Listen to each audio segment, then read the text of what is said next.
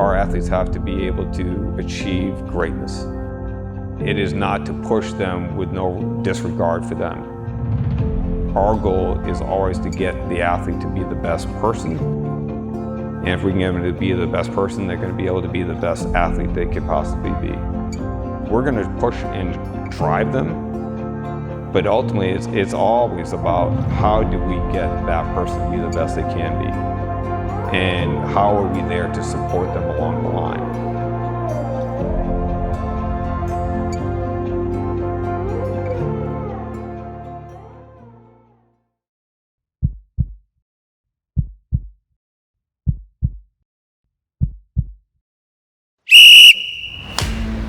My name is Michael Whittlesey. I'm the cross-country and track and field coach here at University of Kansas.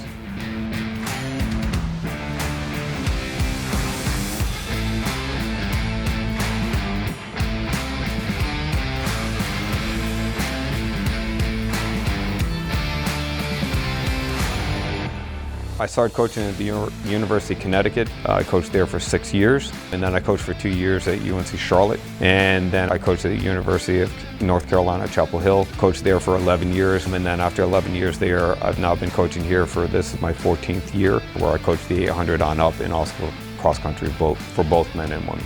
Our practices are structured throughout the week. We start on Sunday. We do a long run Sunday mornings. Monday is a recovery day. Tuesday is an interval session day.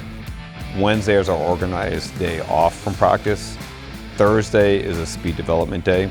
And Friday is very similar to what Monday is. And then Saturday is another hard workout day. So we kind of have 3 harder session days. Our priorities on workout days are to evaluate and stress our athletes in those specific modalities of what we're trying to achieve.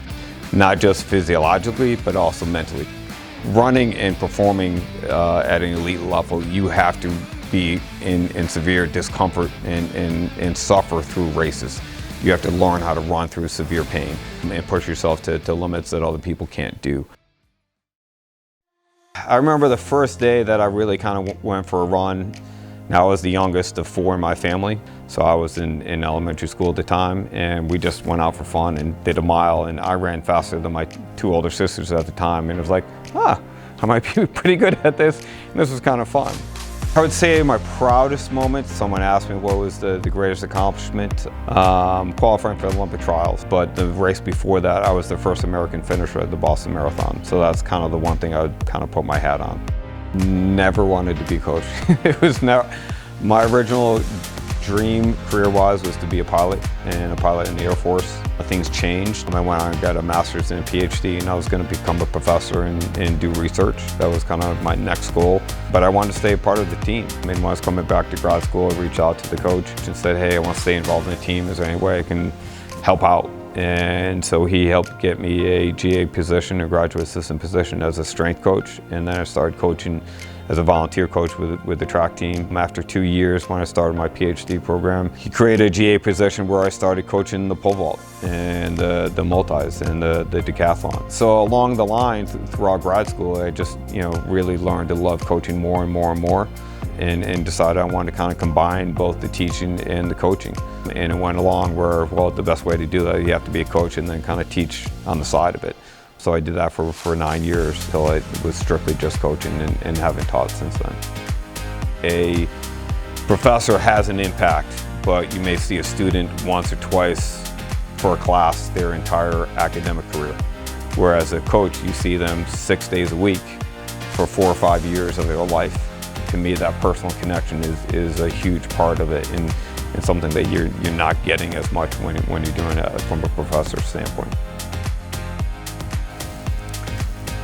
My first major accomplishment, God, there's so many. As a coaching staff, winning the national title in 2013, that for and foremost, it's always team first. Having that title is it goes down in history for forever. I mean, we've had 3 individual national champions that I've coached, with Sharon Lokedi in the 10,000 and Bryce Hoppel, both indoors and outdoors in the 800 meters. So those are pretty cool, but absolutely the team title is the one you have to go with.